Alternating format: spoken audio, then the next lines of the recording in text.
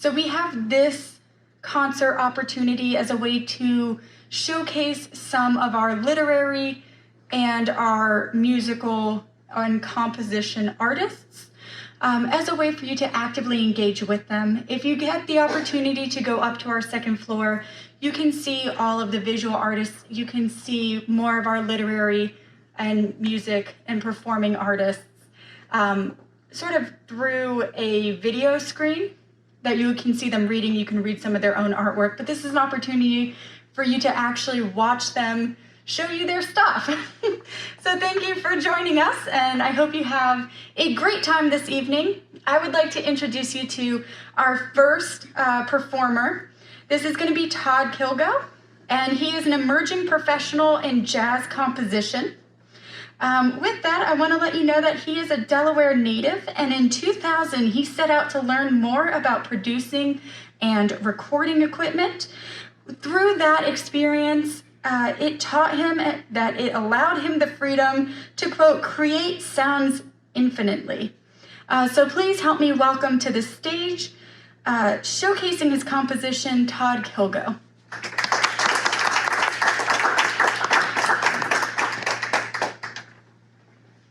Good evening, everyone. Thanks for coming out, and I just wanted to say how thankful I am to the Delaware Division of Arts for awarding these grants to the fellows that received the grants. And this is it was a total surprise to me that I was being recognized for my musical contributions. So I just would like to thank the Biggs Museum for hosting us, and thanking the Delaware Division of the Arts for this wonderful opportunity that they have given me. And I would like to introduce the band. On piano, we have Dennis Fortune. On bass, we have Mike Cruz. On guitar, Thomas McLean. And on saxophone, my beautiful wife, Fostina Dixon Kilgoe.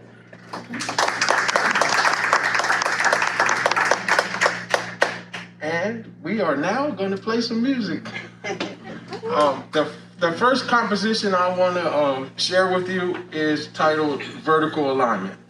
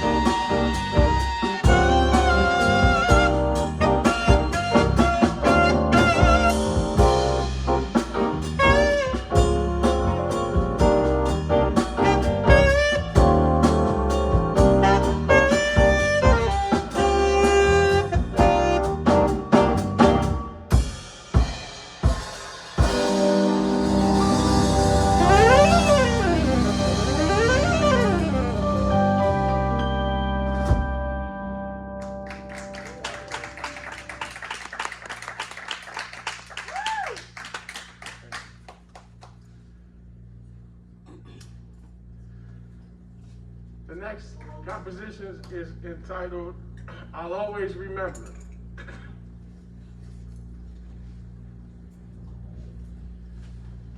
One, two, 3, 4.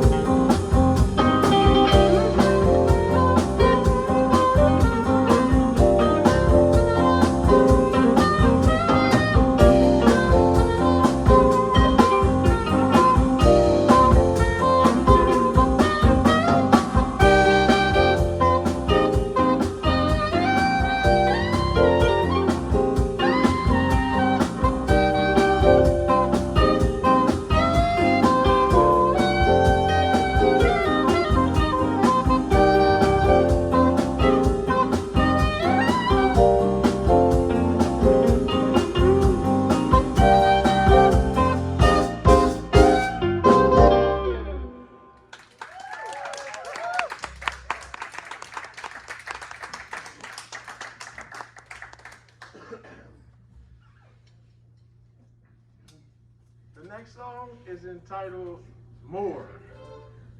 As in more what? As in more of Jesus, which I need.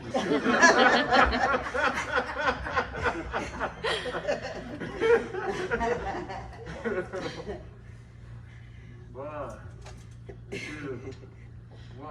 two, three.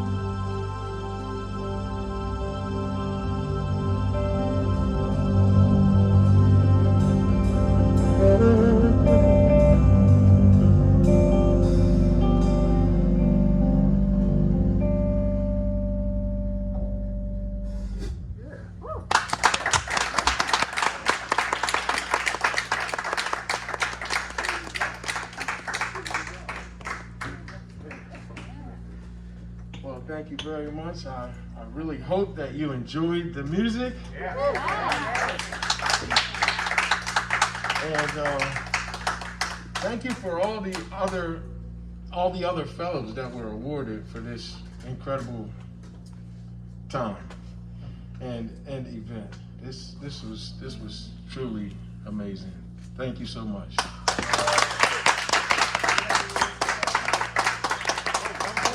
Once again, the band: Thomas McLean on guitar, Mike Cruz on bass, Dennis Fortune on keyboards, and my wife, Fostina Dixon Kilgoe on saxophone. Todd Kilgoe. Thank you. Wasn't that great? One more round of applause. So we're going to do a transition now from musical performances into a spoken word performance. We have two more fellows we'll be showcasing this evening. The first of which is going to be our established professional in literature playwriting, Cassandra Lewis. So Cassandra got into writing through her passion for acting, and although she's lived all over writing and performing and including internationally, she has always considered Delaware her home. Please give a round of applause to our next performer, Cassandra Lewis. Thanks. Thank you to the Biggs Museum for curating this wonderful exhibition, and of course, thank you to the Delaware Division of the Arts for this very generous award, which has already made an amazing impact. And I'm very proud that my Aunt Kathy and Uncle Philip Bunting are here with me tonight, so thanks for being here. I want to invite everyone. I'm having a virtual reading of a new play that I wrote thanks to this generous grant on Tuesday, online, 7 p.m. It's called Visitation, and the story unfolds through a series of Zoom conversations between a grandmother who's serving a life sentence in prison and her long-lost granddaughter who's a grown-up paralegal. And I have wonderful actors that I've hired, Tasha Marie Canales and Tanya Lazar. And so you can find the details online at delawarescene.com and also on theaterphiladelphia.org. So I hope to see you on Tuesday.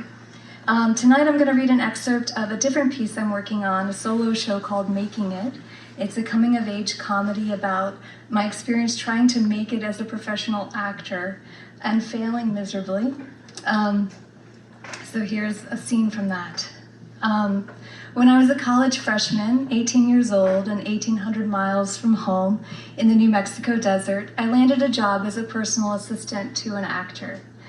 The movie star, who, unlike me, is rich and quite possibly litigious, so I'll call him Bud Snakeman, because the man was obsessed with snakes.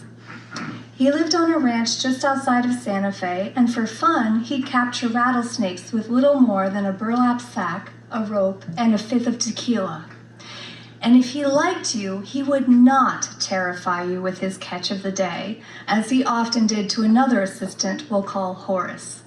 After returning from a camping trip, he'd order Horace to unload his Range Rover and deliberately not mention that somewhere inside his vehicle lurked a rattlesnake that may or may not have slithered free from confinement.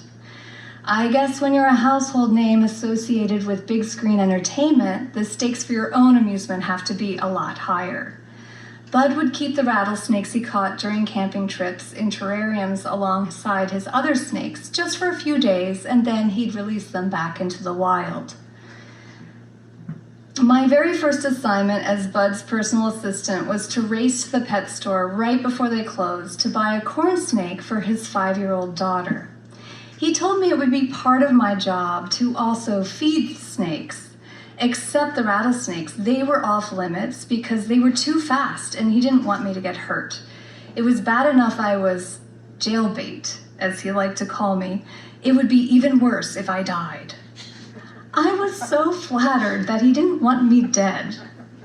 and also relieved about not having to deal with rattlesnakes like Horace had to. When Bud sent me back to the pet store to buy live mice, I was surprised because most people I knew were trying to keep mice out of their homes. I didn't know anything about snakes or their diet. He showed me the terrarium in the garage where a few mice scurried around, apparently waiting to be carried away to their death. "You want me to do what?" I asked. At the time, I was a vegetarian and a member of PETA, and so squeamish I couldn't even walk down the meat aisle without feeling faint. So the idea of having to feed live mice to snakes was just unfathomable. But, you know, a job's a job, and this was a job like no other. So every 2 weeks or so, I'd buy about 10 live mice at the pet store. They were kept in the garage as food for the visiting rattlesnakes, his daughter's corn snake, and his beloved python, who presided over the library. At feeding time, I'd have to pick a mouse and carry it by its tail to the library and quickly drop it into certain death. When I told Bud about how guilty I felt about killing the mice, he just shrugged and said, "Better him than you." The python, which must have been about 8 feet long and the width of my leg, would watch the mouse and I approach his terrarium. Everything went completely still and quiet, and I would keep an eye on the snake and very quickly undo the latch of the door at the top of the terrarium and drop the mouse into his world, then quickly shut and lock the door and back away. The snake always waited to strike as though he enjoyed witnessing the mouse's terror. When the snake finally bolted towards the mouse in one movement, too fast to actually see, the snake would sometimes hit the glass with a thud as he trapped the mouse inside his jaws. I was complicit in the murders, but it was my job. Around that time, in one of my psychology classes, I learned about the Milgram experiment on obedience, in which subjects willingly administered electric shocks to other people simply because they were ordered to do so.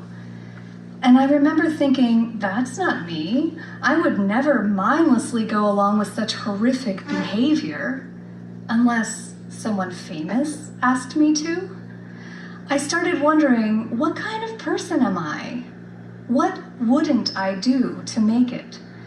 While I was away back east visiting my family and thinking about this question, one of the other assistants who normally took care of the horses and bison was filling in for me with the snakes, and he forgot to lock the door of the python's terrarium. At the time, a leading lady icon of the golden age of motion pictures, who'd starred in films with Humphrey Bogart, was visiting. 73 years old and still elegant, she and Bud were sitting on the sofa in the library when apparently the python made a surprise cameo. When the aging Hollywood icon saw it slithering their way, she leapt on top of the sofa and screamed. Fortunately, Bud was able to wrestle the python back into its terrarium. He laughed it off at the time, but it was a big embarrassment. When I returned from my trip back east, Bud kissed me on the cheek and told me he'd missed me and said I was never allowed to leave again. I was flattered, but beginning to wonder whether I really wanted to stay. Thank you.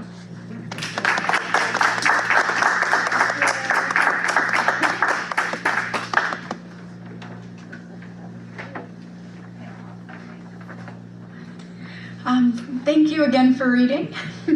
We have one more artist that I would like for all of you to listen to tonight. Our final artist is Jane Miller. Jane Miller is going to be performing poetry as an established professional. After a career in public relations and marketing, she returned to poetry 10 years ago, and since then she has won numerous awards and has published widely. And so today she'll be closing out our concert performance with one of her poems. Welcome to the stage.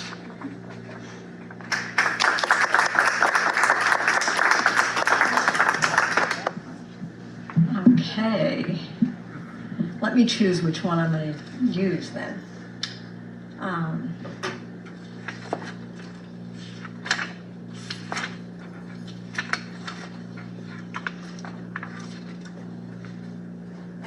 I'm going to choose this one. It's not the happy one, but it's the good one. But first I want to thank the DDOA and Biggs for this honor of being here tonight. It's so nice to be in here, and I think that whether it sets my voice off to advantage, I want to say that everybody else sounded fantastic. So I'm in wonderful company. The poem is called Animal Hospital, after Nazim Hikmet. It's 2021, April 8, a Thursday, and I'm lying on the floor with my dog. We've never been in this room.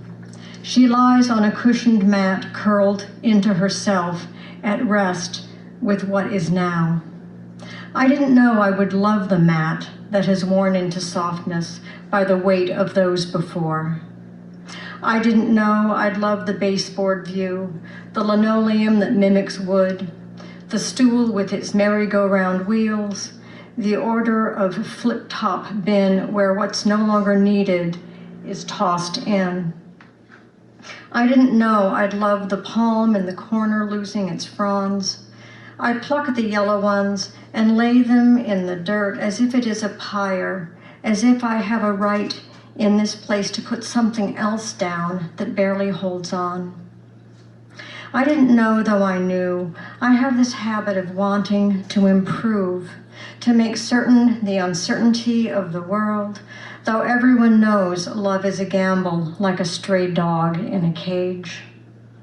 Ours slept years with us, pushing the covers with paw and nose, as if our legs and trunks were a tree for her to nest. How did I not know how much I loved dogwoods, blossoming the wind until I look out the window. The sun glints off parked cars and those that pass.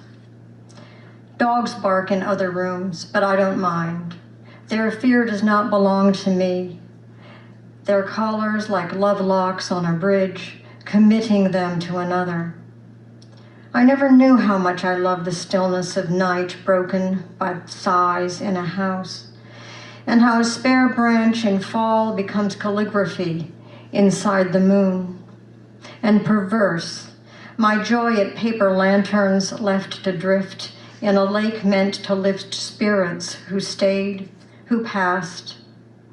So many languages people speak for love. What an irony that dogs understand the most important one. My dog's eyes say, face it.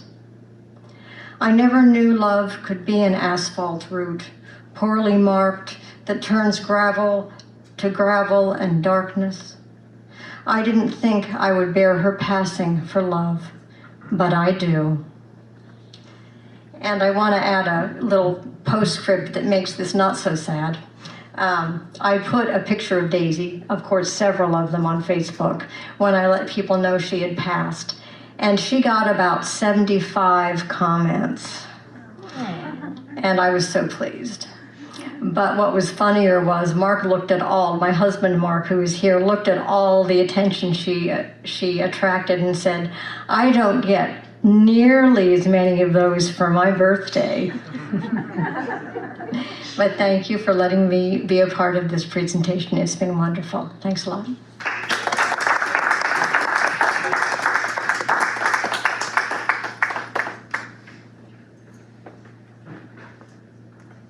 And thank you for all of our performers for coming and joining us tonight. Thank you for all of our audience members. Again, we do have the award winners exhibition up on the second floor through this Saturday, after which you'll be moving to Camp Rehoboth, so you can see it there. We do also have a virtual tour of the award winners exhibition that will be going up on our YouTube page next week. So you can revisit some of our studio artists, and you can see some of their work as well after the exhibition has closed. Thank you so much for joining us, and have a nice night.